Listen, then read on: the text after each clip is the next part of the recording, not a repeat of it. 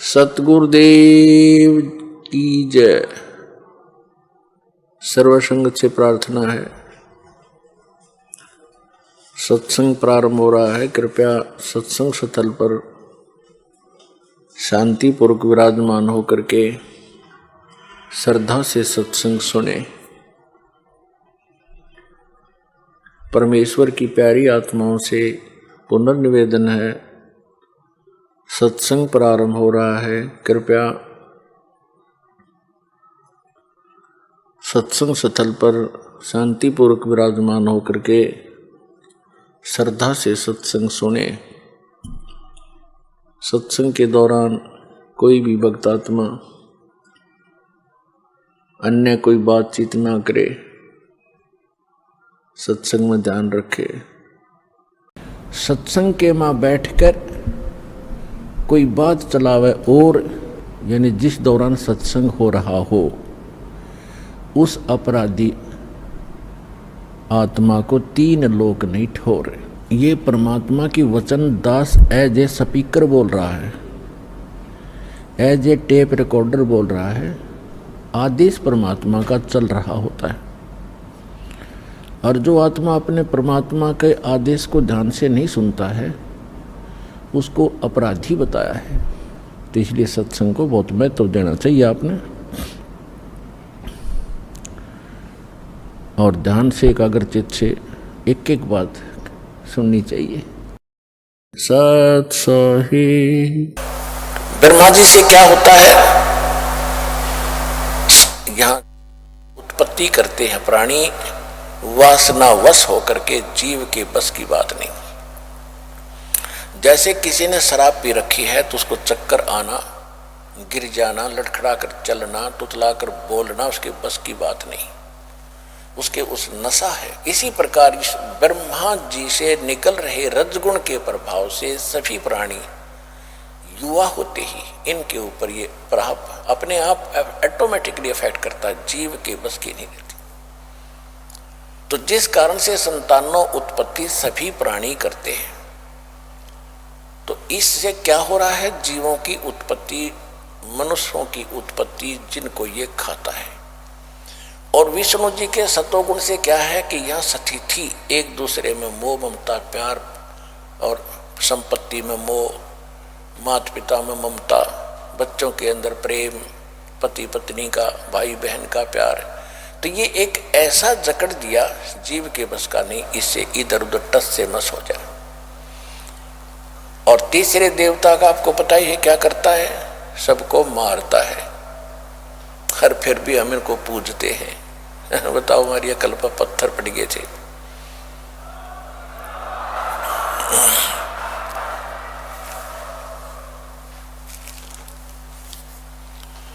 तो क्या कहता है गीता ज्ञानदाता यानी ब्रह्मा विष्णु महेश का पिता के रजगुण ब्रह्मा, सतगुण विष्णु और तमगुण शिव जी के द्वारा जो भी इन तीनों गुणों से जो कुछ हो रहा है उसका मुख्य कारण मैं हूं, परंतु मैं इनमें नहीं और ये मुझ में नहीं, क्योंकि ये इनसे अलग रहता है और इनको बना दिया इन्होंने, एक एक गुण युक्त पैदा कर दिया। ये बहुत बार आपको सृष्टि रचना में बताया है, ये कैसे रजगुण बने, कैसे सतगुण बनाए, कैसे तमोगुण बनाए, और इनसे जो कुछ हो रहा है उसका निमित्त कारण मैं हूं, क्योंकि इसने 1 लाख मानव शरीरधारी प्राणियों को खाना पड़ता है। ये ऊपर का कवर यहाँ रह जाता है।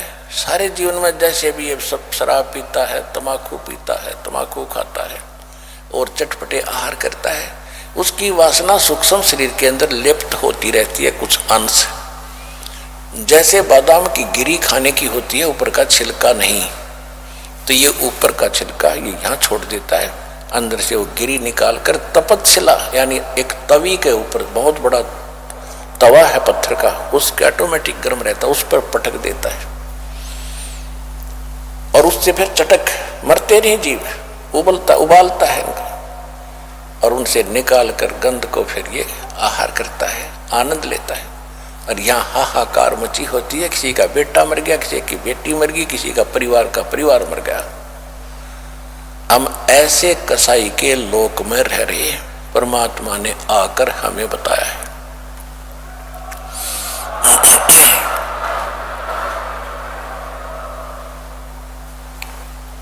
अब जो प्रसंग चल रहा है हम उसी पर आते हैं।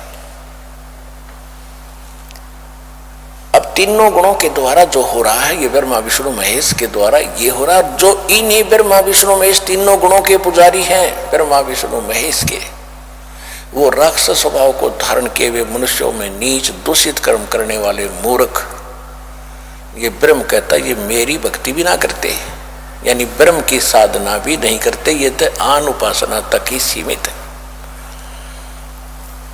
ये है गीता अध्याय नंबर 7 के श्लोक नंबर 1 से लेकर 15 तक का निष्कर्ष। वैसे तो 12 से 15 का है, लेकिन 1 से 2, 3, 4 में इसने सब स्पष्ट बता दिया है कि अब जो मैं ज्ञान तुझे आज दे रहा हूं 7वें अध्याय में, इसको जानने के बाद फिर कुछ भी जानना शेष नहीं रहेगा अर्जुन। हाय हाय, इसमें यह भी स्पष्ट कर दिया कि बलवानों का बल और बुद्धिमानों की बुद्धि मैं ही हूं। 7वें अध्याय के 6, 7, 8, 9 श्लोक में जब चाहे इनका रिमोट ऑन कर देता हूं, जब चाहे इनकी बुद्धि बंद कर देता हूं। जैसे उदाहरण के लिए जब सीता जी का अपहरण कर लिया रावण ने, रामचंद्र जी को पता नहीं मेरी पत्नी ने कौन उठा ले गया, और त्रिलोक की नाथ को आवे। उधर से जब पार्वती जी ने देखा आसमान से शिव जी के साथ बैठे कि हे भगवान ये आदमी क्यों रो रहा, डकरा डकरा के वृक्षों से लिपट लिपट के, तो श्री शंकर भगवान ने कहा कि इंसान नहीं है, ये विष्णु भगवान के हैं स्वयं, इनकी पत्नी गुम हो गई है इसलिए रो रहे हैं, सीता गुम हो गई है। तो पार्वती को शंका हुई कि भगवान और रोए क्यों। सीता पार्वती को शंका होगी तो पार्वती जी ने कहा कि मैं परीक्षा लूंगी, सीता रूप धारूंगी, इसके सामने जाऊंगी, अगर मुझे पहचान लेंगे कि मैं पार्वती हूं सीता नहीं हूं तो मैं भगवान मान लूंगी, आपकी बात को मैं सत्य मानूंगी। तो भगवान शिव ने कहा कि ऐसी गलती मत कर देना, यदि तूने सीता रूप बना लिया तो मेरे लिए पत्नी रूप में स्वीकार्य नहीं रहेगी, क्योंकि वो मेरे बड़े भाई की पत्नी है और बड़े भाई की पत्नी मां के तुल्य होती है, तू मेरी मां बन जाएगी। उस समय तो पार्वती जी ने कहा कि ठीक है जी मैं ऐसा नहीं करूंगी। जब भी आंख में चौनी देकर भगवान शिव जी इधर उधर गए, सीता रूप बनाया, श्री राम के सामने खड़ी होगी। अब वहां काल ने उस अपने पुत्र शिव विष्णु की बुद्धि ऑन कर दी राम की, और कहा कि हे दक्ष की बेटी माया, आप यहां किस लिए आई, भगवान शिव कहाँ रह गए, कहाँ छोड़े आई। तो बड़ी शर्मिंदा हुई पार्वती जी और कहा सचमुच भगवान शंकर आपको ठीक ही प्रणाम कर रहे थे, क्योंकि भगवान शिव ने जब ऊपर से प्रणाम किया तो पार्वती देख रही थी कि ये, क्योंकि पार्वती जी तो उसी को भगवान मान रही थी। हमारी यही स्थिति है, हम जिसकी पूजा करते हैं हम उसी को भगवान मान बैठे, उसी ऊपर मानते ही नहीं। तो पार्वती जी को यह भ्रम था कि महादेव जी के ऊपर कोई परमात्मा हो ही नहीं सकता, ये किसको प्रणाम कर रहे हैं। इस शंका का उसने समाधान करने के लिए ये ड्रामा कराया था।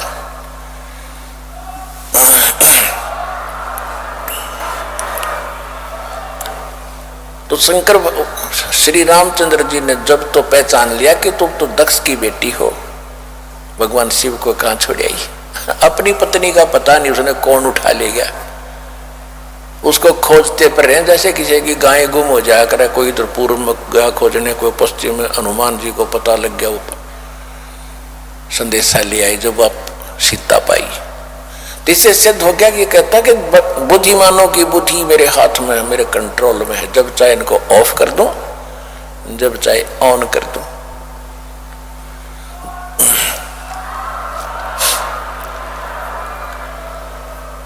और जिस समय महाभारत का युद्ध इसने करवाया, अर्जुन मना करता था मैं लड़ूंगा नहीं, भीख मांग कर खा लूंगा, भगवान ये पाप नहीं करना चाहते, ऐसे राज के आग लगे। लेकिन उस समय काल श्री कृष्ण में प्रवेश करके उसको इतना डरा धमका दिया, सब भयंकर रूप दिखा दिया, ज्ञान का बहाना करके इधर उधर की अटपट करके उसने नाश करवा ही दिया। और उसमें अर्जुन के अंदर प्रवेश करके उसने ना जाने कितने मार डाले, उसमें ताकत दे दी। और जिसमें श्री कृष्ण जी का पूरा कुल नाश हो गया था दुर्वासा जी के श्राप से, 56 करोड़ यादव आपस में कट कर मर गए थे, कोई शेष नहीं बचा था। श्री कृष्ण जी भी को एक शिकारी ने विषाक्त तीर से मार दिया था। उसमें अर्जुन वहां की औरतों को लेकर इंद्रप्रस्थ आ रहा था। उसके पास वही धनुष था जिसको महाभारत में प्रयोग किया करता था, एक का मारा था 20 में से निकल जाता था। वही धनुष की उसके पास था। जंगली लोगों ने आके उनको घेर लिया, अर्जुन को पीटा, बहुत सी औरतों को उठा ले गए, उनके गहने तोड़ ले गए। और वो योद्धा अर्जुन खड़ा खड़ा कांप रहा है, धनुष उठाने की चेष्टा करता, धनुष नहीं उठ रहा है। तो बाद में रोता है कि इस कृष्ण जी ने हमारे साथ धोखा ही धोखा किया। जब मुझसे युद्ध करवाना था तब तो मुझे बल दे दिया, मैंने लाखों लोगों का कत्लेआम कर दिया इस तीर के साथ, इसी धनुष के द्वारा। और आज ये मेरे से उठ नहीं रहा, इसने मेरी सारी शक्ति छीन ली। ये बड़ा छलिया और कपटी आदमी था, ये नेक व्यक्ति नहीं था। तो यहाँ परमात्मा कहते तुमने इस बीमारी की जड़ का नहीं पता। श्री कृष्ण बुरा नहीं था, श्री कृष्ण छलिया नहीं था। छलिया तो यो काल है जो गुप्त रहकर सारे काम करता है।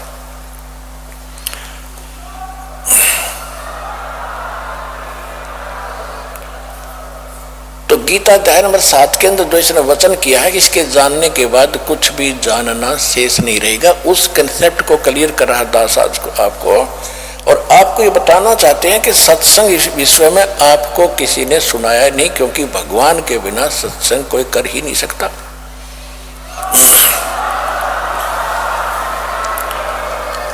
और भगवान 600 वर्ष पहले सत्संग करके गए थे और वो लिपिबद्ध हो गया था, वो सूक्ष्म वेद सच्चिदानंद घन ब्रह्म की वाणी, कबीर वाणी। और उस ज्ञान को आज अपने दास को वो बुद्धि दी है जो दास समझ सके उस भगवान के गूढ़ रहस्यों को, दिए हुए उसके ज्ञान को।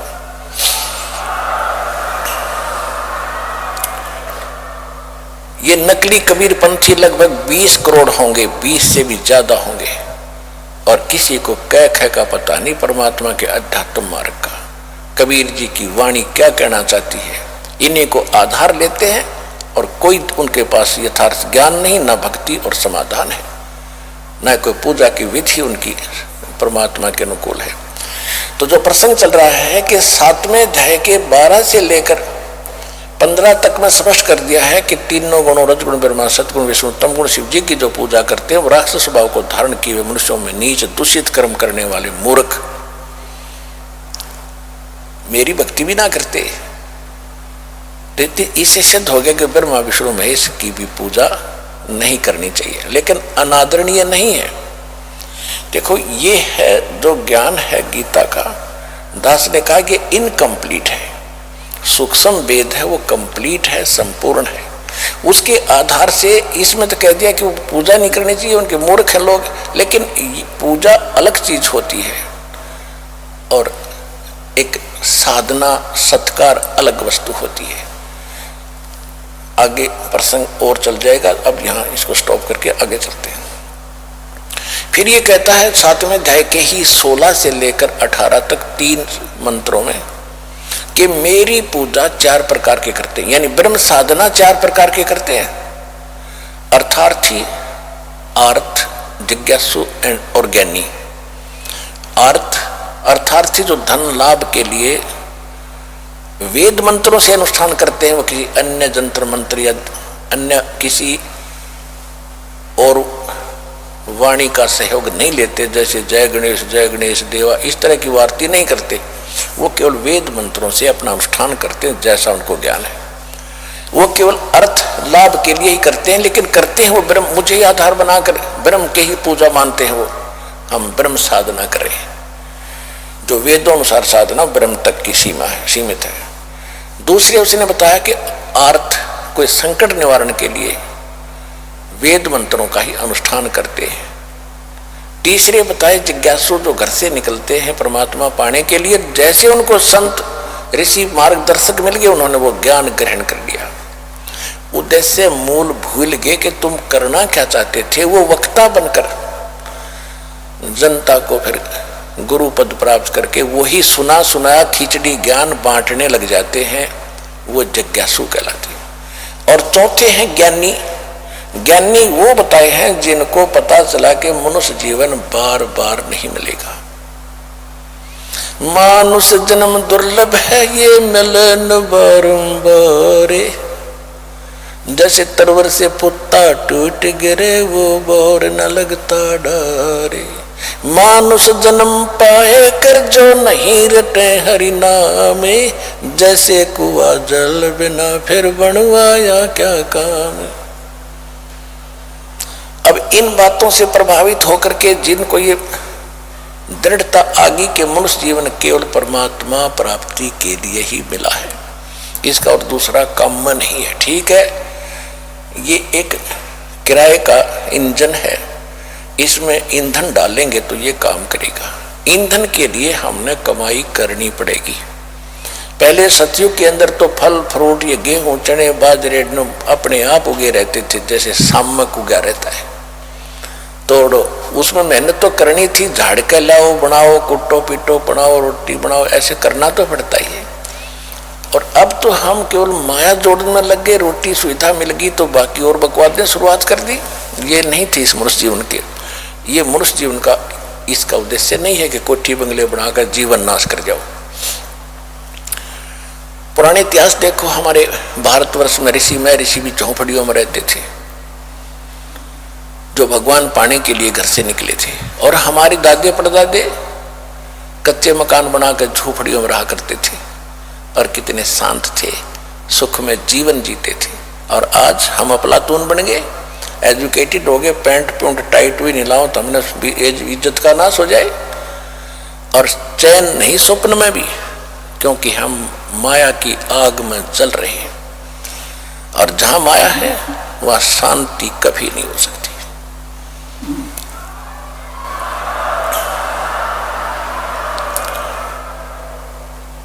इस माया के साथ हमने भगवान की एक विशेष भक्ति साथ करनी पड़ेगी, तब ये माया अपने इसका असर नहीं होगा आंच का, फिर ये हमारे अनुकूल चलेगी। अब जो प्रसंग है उसी पर आते हैं। तो उनको ये ज्ञान हो जाता है कि मनुष्य जीवन केवल परमात्मा प्राप्ति के लिए ही बना है, और भक्ति किसकी करें? एक परमात्मा की भक्ति से मोक्ष होगा। इन देवी देवताओं की पूजा से कोई लाभ नहीं, इनको इष्ट रूप में पूजने से कोई लाभ नहीं। उन ज्ञानियों को ये पता चल जाता है, इसलिए वो आन उपासना अन्य देवताओं की पूजा नहीं करते अर्जुन, वो केवल मेरी भक्ति करते हैं, इसलिए वो मुझे अच्छे लगते हैं, उनको मैं अच्छा लगता हूं। अब 7वें अध्याय के 18वें श्लोक में गीता ज्ञानदाता कहता है कि अर्जुन, ये ज्ञानी आत्मा, इन ज्ञानी आत्माओं ने अपने आप निष्कर्ष निकाल लिया वेदों को पढ़कर, क्योंकि इनको वेद समझ में आए नहीं, इनकी बुद्धि पर पत्थर पड़ गए। जो 40वें अध्याय के 10वें श्लोक में लिखा मंत्र में कि परमात्मा की विशेष जानकारी तो तत्वदर्शी संत बताते हैं, उनसे पूछो। और वेद में शाम वेद के 822 नंबर मंत्र में यह भी स्पष्ट किया हुआ है कि वो 3 मंत्र के जाप से भगवान की प्राप्ति होती है, और उसको तत्वदर्शी संत बताते हैं। यजुर्वेद अध्याय 40 के मंत्र 10 में स्पष्ट कर दिया। यजुर्वेद अध्याय नंबर 40 के मंत्र 15 में लिखा कि वायु अनिलम अथिदम वायु अनिलम अमृतम भस्मांतम शरीरम ओम कर्तु समर किल्बे समर और कर्तुम समर। उसका अर्थ ये बनता है कि वायु अनिलम, परमात्मा की भक्ति जो है सांस उश्वास के साथ होती है, और ओम नाम के जाप का सिमरण करो, ओम नाम का जाप करो, काम करते करते करो, विशेष कसक के साथ करो, मनुष्य जीवन का मूल कर्तव्य जानकर ओम का जाप करो। उससे क्या होगा कि ओम नाम से मिलने वाला जितना अमृतो प्राप्त हो सकता है वो हो जाएगा। वो दुर्गा जी ने बताई दिया देवी पुराण में 7वें स्कंद के 562 पृष्ठ पे 562 पृष्ठ पे कि ओम का जाप कर ब्रह्म की साधना है, वो ब्रह्मलोक में रहता है, ब्रह्मलोक में चले जाओगे। अब इन्होंने आगे भी पढ़ा होगा 40वें अध्याय यजुर्वेद के 40वें अध्याय के 17वें श्लोक में कहा, जो वेद ज्ञानदाता कहता है कि पूर्ण परमात्मा तो प्रोक्ष है, वो तो गुप्त है, और मैं ब्रह्म हूं, मेरा ओम नाम है, और मैं ब्रह्मलोक में रहता हूं, आकाश में खम्भ माने ब्रह्मलोक रूपी दिव्य आकाश में मैं रहता हूं। अब इन्होंने इस ओम नाम को परमात्मा का मूल मंत्र मान लिया और ब्रह्म को सुप्रीम पावर पूर्ण परमात्मा मान लिया अज्ञानता से। इसके विषय में परमात्मा ने खुद कहा है कि गुरु बिन काहू न पाया ज्ञाना, जो थोथा भूस छड़े मूढ़ किसाना, गुरु बिन वेद पढ़े जो प्राणी, समझन सार रहे अज्ञानी ही।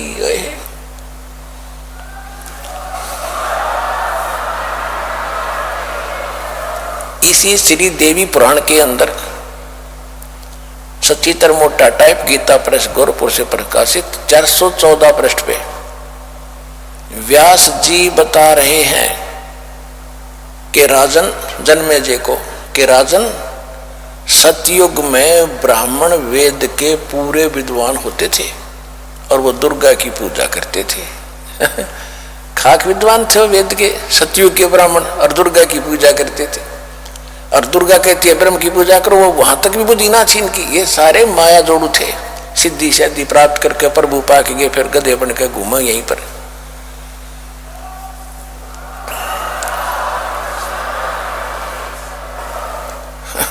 तो जो प्रसंग चल रहा है कि वो इन्होंने ओम नाम को फाइनल मान लिया। और फिर ये हठ योग कहीं है नहीं किसी भी अपने प्रमाणित ग्रंथ के अंदर जो तपस्या करते हैं, ब्रह्मा जी, विष्णु जी, शिव जी को आप देखते हो। पुराणों में प्रमाण है कि 12,000 वर्ष तक इसने विष्णु जी ने तप किया, श्री कृष्ण जी ने भी सैकड़ों वर्ष घोर तप किया पुत्र प्राप्ति के लिए। और किसी भी वेद या गीता में हठ योग का प्रावधान नहीं है, और ना सूक्ष्म वेद में।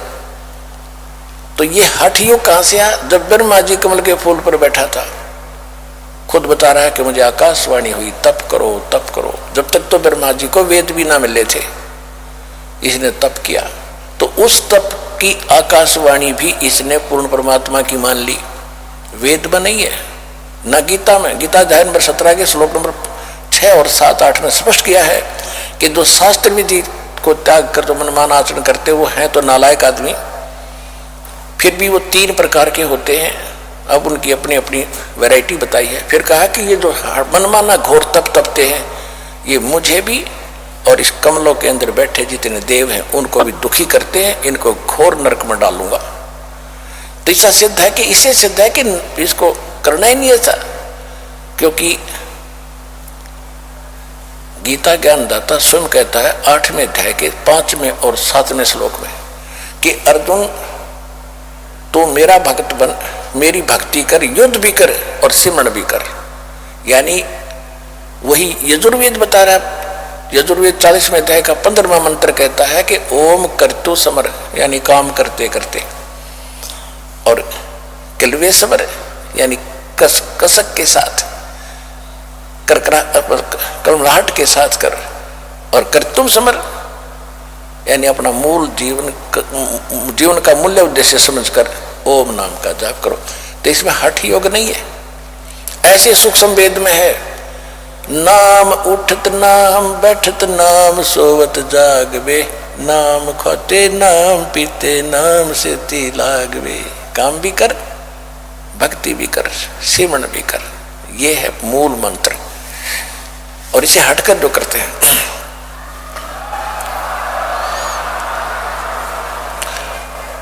इसे हटकर जो अपने आप इन्होंने हठ योग शुरू कर दिया, ये लोकवेद और काल की ये गलत प्रेरणा है इनको। तो इन्होंने उस काल की आकाशवाणी के तप करो को भी वेद वाक्य मान लिया, और बाद में ब्रह्मा जी को वेद प्राप्त हुए, उनसे ओम मंत्र ले लिया, ओम मंत्र को पूर्ण परमात्मा का मान लिया। तो 7वें अध्याय के 18वें श्लोक में अब गीता ज्ञानदाता ब्रह्म कहता है कि ओम नाम का ये ज्ञानी आत्मा है तो श्रेष्ठ उद्धार है, क्योंकि इन्होंने अपना जीवन भी न्यौछावर कर दिया परमात्मा के पाने के लिए।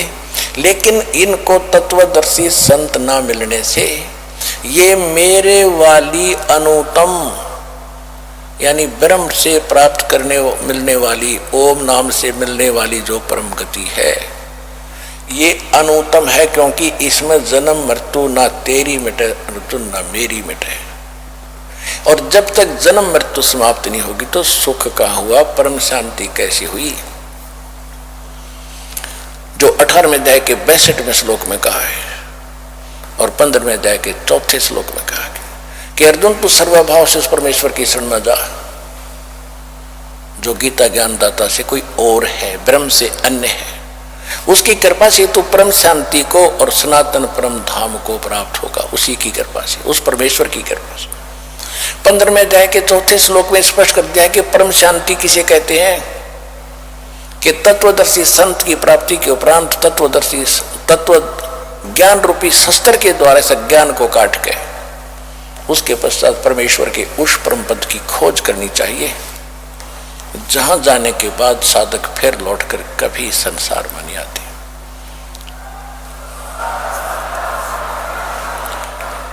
तो वो होगी, वो तब मिलेगी तुझे परम शांति।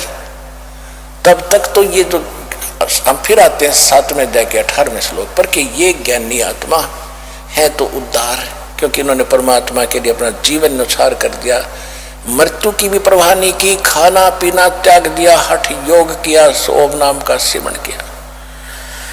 लेकिन ये मेरे वाली ही घटिया गति में सचित रहे, क्योंकि इनका जन्म मृत्यु ना इनका मिटे ना मेरा मिटे, वो स्थान इनको इस मंत्र से प्राप्त हो नहीं सकता जहां जाने के बाद लौटकर कभी संसार में नहीं आते, क्योंकि ब्रह्मलोक में गए प्राणी भी वापस आते हैं। गीता अध्याय नंबर 8 के श्लोक नंबर 16 में स्पष्ट है।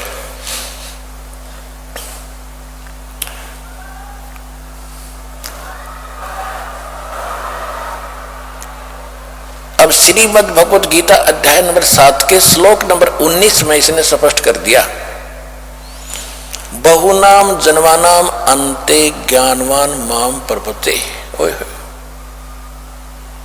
बहुनाम जन्मानाम ज्ञानवान माम बहुनाम जन्मानाम अन्ते ज्ञानवान माम प्रपते और वासुदेव सर्वमिति स महात्मा सुदुर्लभ है।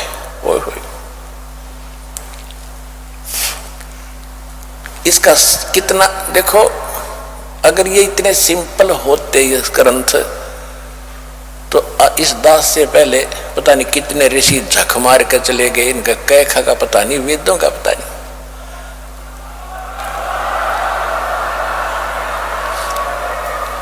कबीर भगवान ने अपनी सृष्टि की जानकारी स्वयं बताई, सच्चा सत्संग सच्चा ज्ञान तत्व ज्ञान खुद बताया, उसके बाद इस दास को भेजा इसको सुलझाने के लिए।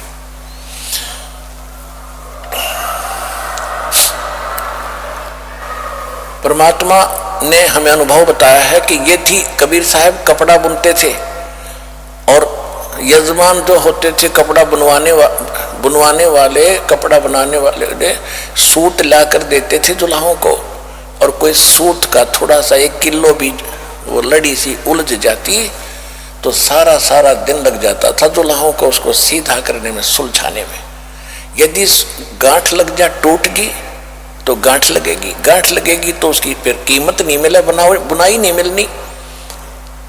तो कपड़ा लेगा वो कहेगा तूने 6 गांठ मार रहा, कीमत ना लेता, ठीक से बुना नहीं, मेरे पैसे दे वापस, और बुनाई भी नहीं देता, कपड़ा भी ले जाते थे।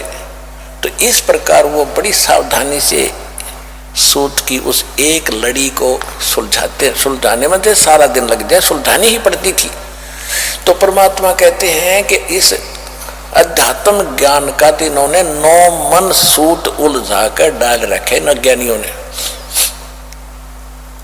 1 किलो सूत सुलझाना मुश्किल हो जाता है, ये 9 मन यानी 360 किलोग्राम कैसे सुलझेगा। तो क्या बताते हैं, 9 मन सूत उलझिया ऋषि रहे जख मारे, सतगुरु ऐसा सुलझा दे भाई उलझे न दूजी बार।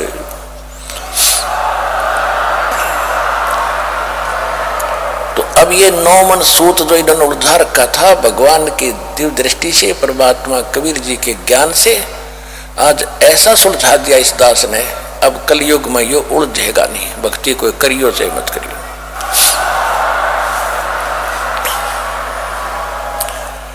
तो इसमें क्या बताया है कि अब प्रसंग चल रहा है कि पहले इसने बताया दिया ब्रह्मा विष्णु महेश तीनों गुणों के पुजारी कैसे हैं, और मेरी भक्ति करते हुए भी उससे प्राप्त होने वाली गति भी अनुत्तम घटिया है। और यहाँ पर कितनी मूर्खता कर रखी है, चतुरता कर रखी है अनुवादकों ने। 7वें अध्याय के 18वें श्लोक में अनुत्तम का अर्थ कर दिया कि मेरी सर्वोत्तम गति में, सबसे अच्छी गति में स्थित है। अरे बुद्धि भ्रष्टो, एक बैड वर्ड है अंग्रेजी में बैड, और एक गुड। और जहां पर बैड लिखा हो और उसका अर्थ कोई गुड करता है, अच्छा करता है, तो उसको कितनी परीक्षा में नंबर मिलेंगे? 0। और हमारे ये नकली धर्मगुरु क्या ले रहे थे? 100% उस झूठे अनुवाद से, और विद्वान पाक रहे थे। ऐसे वेद के ज्ञाता नहीं, ऐसे गीता के अनुवादक नहीं, आचार्य और शंकराचार्य कह लगे, कख पता नहीं था इनको भक्ति मार्ग का। हुआ भाई क्या करते सारे।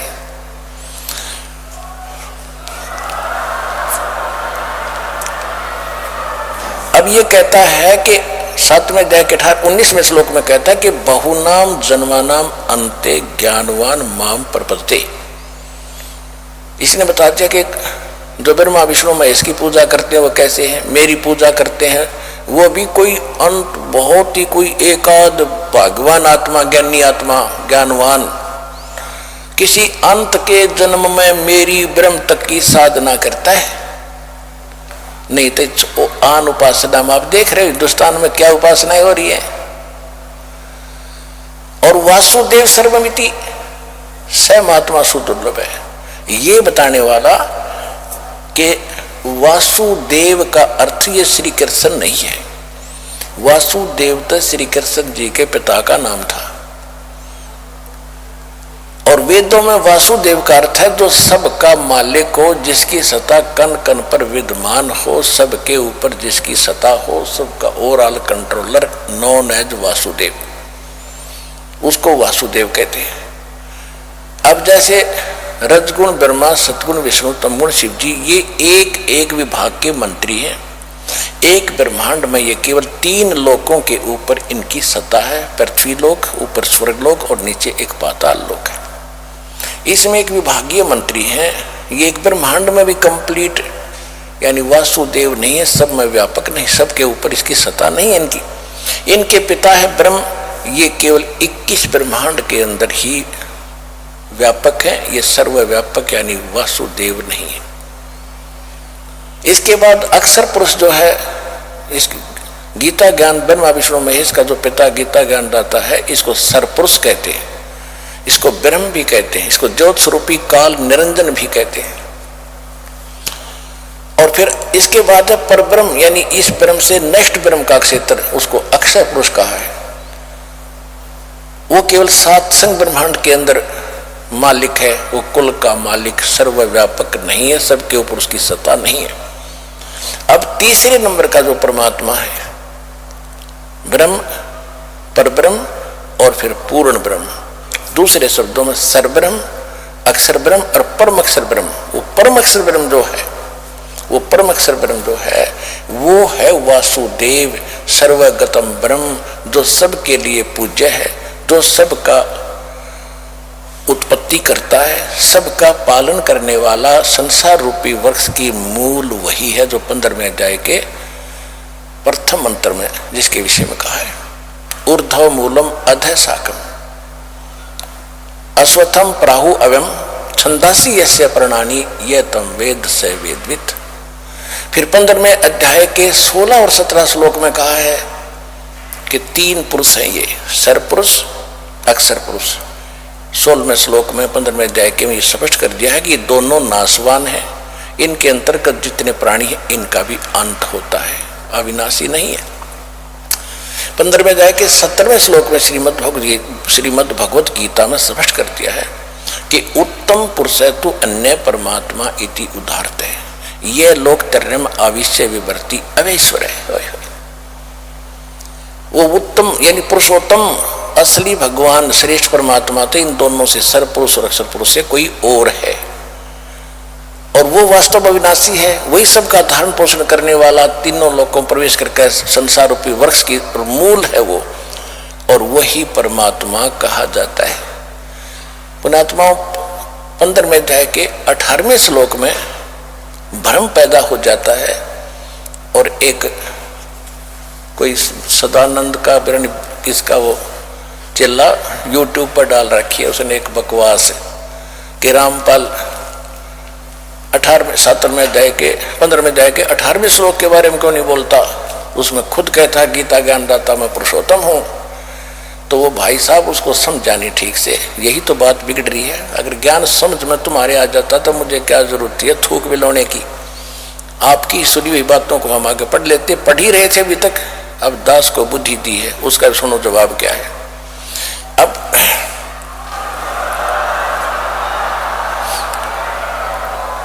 अब जो गीता ज्ञान दाता बता चुका है 15वें अध्याय के 17वें श्लोक में कि उत्तम पुरुष है तू अन्य, इन दोनों से न्यारा है, उसी को परमात्मा कहते हैं, और वही तीनों लोकों में प्रवेश करके सबका धारण पोषण करता है।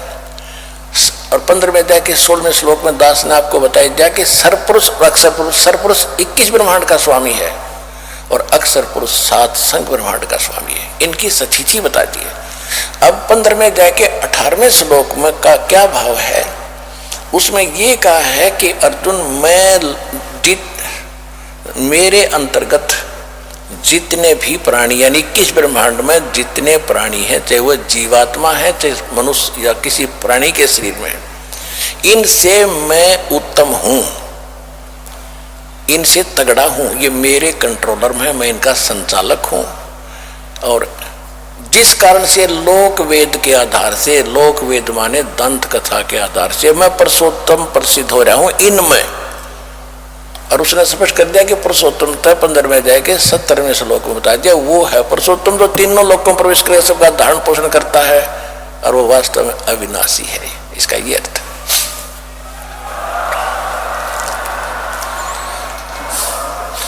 तो इस श्लोक को दास छोड़ देता था क्योंकि ये हमारे इस चैप्टर में नहीं आता था, इसलिए उनको भ्रम पैदा हो गया।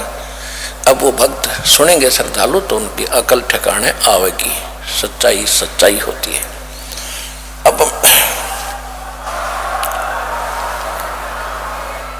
अब हम फिर आते हैं प्रसंग पे 7वें अध्याय के 19वें श्लोक में कि वासुदेव सर्वमिति स महात्मा सुदुर्लभ है।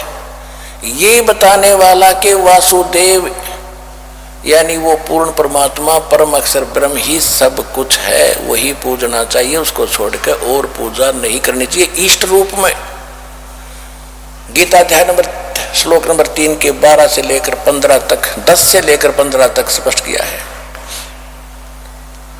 इस संसार रूपी वृक्ष के ऊपर उसके ऊपर आधारित है। उसमें कहा कि प्रजापति ने, ब्रह्मा शब्द नहीं है उसमें, परमात्मा ने सबसे पहले प्राणियों को उत्पन्न करके, मनुष्यों को उत्पन्न करके कहा था कि तुम देवताओं को बढ़ाओ, यज्ञ दान करो, और उन यज्ञ के द्वारा देवताओं को बढ़ाओ धार्मिक अनुष्ठानों के माध्यम से, और बढ़े हुए देवता तुम्हें लाभ देंगे। इस प्रकार एक दूसरे को से उन्नत हो। अब जैसे गीता अध्याय नंबर 15 के श्लोक नंबर 1 में जो संसार रूपी वृक्ष बताया है कि ऊपर तो जड़ है, नीचे को तीनों गुण रूपी शाखा है। अब हम कोई पौधा लाएंगे कहीं से, आम का, या बीज बोएंगे, तो हम जड़ उसको उगेगा तो जड़ बनेगी, जैसे हम पौधा लिया नर्सरी से आम का, तो गमले में लगाया या नीचे गड्ढे खोद कर लगाया, तो सिंचाई करेंगे जड़ की, और फिर ऊपर वो टहनी मूल की पूजा की, और टहनियां बड़ी हुई, पेड़ बन गया, उन टहनियों के फल लगे। अब शास्त्र अनुकूल साधना से मूल की पूजा करके मूल भगवान को यानी पूर्ण परमात्मा को इष्ट मानकर पूजा करने से हमारे शास्त्र अनुकूल कर्म बनते हैं, भक्ति कर्म बनते हैं। उनका शुभ संस्कार देते ब्रह्मा विष्णु महेश ही है, क्योंकि ये यहाँ की टहनी है, यहाँ के ये संचालक हैं, यहाँ के ये कैशियर समझ लो। आप कहीं मजदूरी करते हो, किसी फैक्ट्री में लगे हो, सरकार की नौकरी करते हो, आप मेहनत करोगे, आपकी हाजिरी लगेगी, उसके बाद तनख्वाह बन के कैशियर के पास आ जाएगी। कैशियर देगा आपको तनख्वाह, लेकिन देगा वर्क डन, एक पैसा इधर उधर नहीं कर सकता वो। तो इसी प्रकार हम जो शास्त्रानुकूल साधना करेंगे उसके अंदर आता है कि मूल पूर्ण परमात्मा को इष्ट मानकर, और फिर ये मजदूरी है, साधना करनी है, वो अलग चीज होती है। फिर उस साधना का प्रतिफल ये ब्रह्मा विष्णु महेश रूपी टहनी, इनका फल लगेंगे। और गीता अध्याय नंबर 3 के श्लोक 14-15 में स्पष्ट किया, 13 में, कि ये बड़े हुए देवता फिर आपको बिन मांगे इच्छित फल दिया करेंगे। अब टहनिया का फल अपने आप लगेंगे जब तुमने मूल की सिंचाई कर दी, और तोड़ो और खाओ, ठाठ करो।